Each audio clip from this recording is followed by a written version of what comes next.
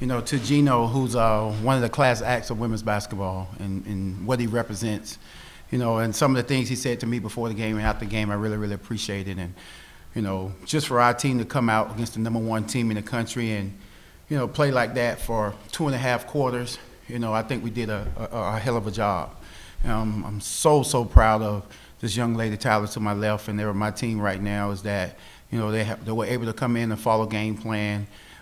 They were able to come in and just play with heart. The thing we talked about was representing and playing for the name across your chest more than you did across your back.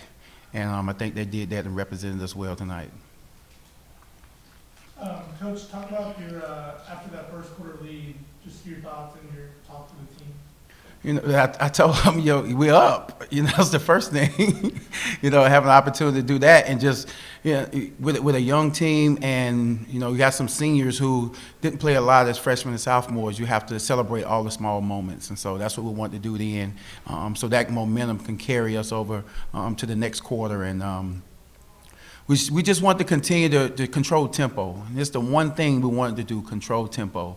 We wanted them to think what we're going to go, what we were trying to execute, and we wanted to have an opportunity because they changed defenses, going from 3-2, 2-3 to man, then trying to go a little triangle and two. But at the end of the day, I don't think that they could guard our middle ball screen, so that's why they kept going zone. Coach, what mostly got you out of your game plan there in the second quarter that led to that big lead open up for UConn? Not making shots. They make shots, and that's the thing about it because you got McDonald's All-Americans, you got USA basketball players. So at the end of the day, good offense gonna beat good defense most of the time. We contest it, Samuelson, Mariah Jefferson on the backside closed out on the three, but again, they're better offensive players for this night at least. But it was those things, and we didn't have any live ball turnovers at that time, and they ended up getting a few second shot opportunities also during that second quarter. Yeah, the game wasn't pretty early in the first quarter, but y'all were able to make it look kind of like an average team there. But later they started looking more like a defending champion. Exactly. You can only gimmick the game so much. And with the 3-2, the thing that was different, we slid our high post person down to cover the block, and I don't think they've seen that a lot. So the second half, they had an opportunity to exploit that. That's why they were getting the top of the key threes with Samuelson. And so that's why we had to get out of it because, Gino's a really damn good coach, so he's going to find the weakness. And, we really had an opportunity just to try to stay there, and I knew it was only going to work for so long. Coach, sorry to come in so late here. Do you take any, the way the series has gone and your girls defensively early on play well, do you take some pieces from this where you can build on and kind of take from the game? Oh, yeah. The first thing is I think we were the only team to lead them after the first quarter. And that's the first, that's the #1 team in the country. And they done play Notre Dame, they done play everybody. That's the first thing we celebrate. Second thing, I think with offensive rebounds, we led them in offensive rebounds or were tied or close to it in that first half. And we were, I think, the first and second team to only do that as well. Then we kept them halftime. That's their lowest halftime total. And that's another thing that we celebrated. So those things we'll be able to move forward and be able to make us more confident in what we do. We can play better man-to-man, especially against people who are don't have as much skill as they do. So we just got to bottle that up and continue to bring that confidence that we display with that and bring it on to the next practice and then to the next game.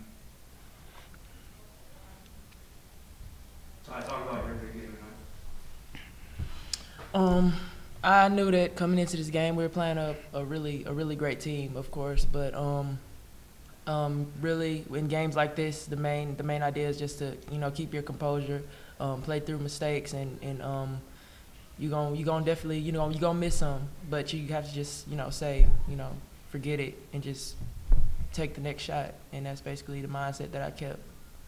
Those first two quarters, went toe to toe with them. Did you sense anything? What were you thinking then when, you know, yeah, they're the number one team, but when you're playing with them and you're going back and forth and got it close, does that resonate with you a little bit in terms of, hey, you know, we're hanging with the top team in the country? Definitely. The main thing that went through my head is we have to play defense. Like with a team like that, you can't, you know, you could be scoring, you know, you could be having a good night, but at the end of the day, it's about defense, and you have to get stops because when they're down or when they feel like, you know, they're going toe to toe with somebody, they're definitely going to start running their offensive game really good. Y'all feel, I mean, I guess it goes without saying, but I think y'all had those two stretches where points were hard to come by, and that kind of, they took advantage of it. Definitely. Kind of when you look at it and the shots just falling as a team, you know, that you can do with that point. It doesn't seem like there's a lot that you can do other than start making them, right? Right, exactly. And it's a testament to who they are, you know. They're not number one in the country for nothing. You know, they're not back-to-back 3 times national champions for nothing. You know, they know how to get through and play through spurts, and you know, we had opportunities and we didn't capitalize on it, and they went down and didn't capitalize on our mistakes. And you know, a great team that, you know, has some great pieces, and you know, when you can sit Brown and Stewart and bring in Samuelson, and you know, it's just the luxury that he has right now, and you know, it's a testament to the hard work and dedication that he's put into his program. You know, but again, you know, just having conversations with him. He complimented our team and our game plan like crazy, and you know, he said you kind of exposed me, so we laughed about that. But just really proud of our guys for just sticking in there and hanging in there. And we talked about holding our composure. We talked about controlling tempo.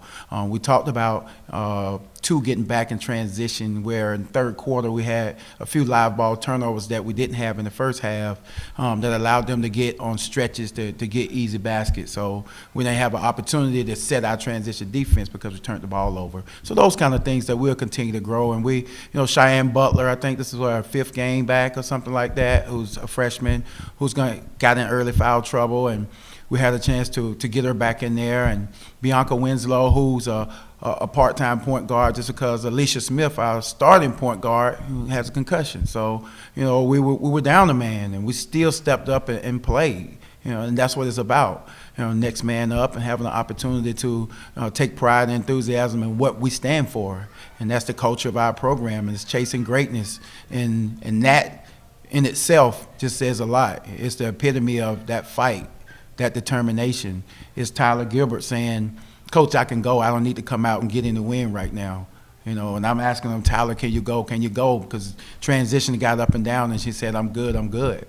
But we needed that. But again, we got to learn to step up and come to the challenge more. We got to have more people come off the bench and be able to contribute. And we also got to be able to not have those stretches where we can't score the basketball, or we have opportunities where we can score it or get to the free throw line.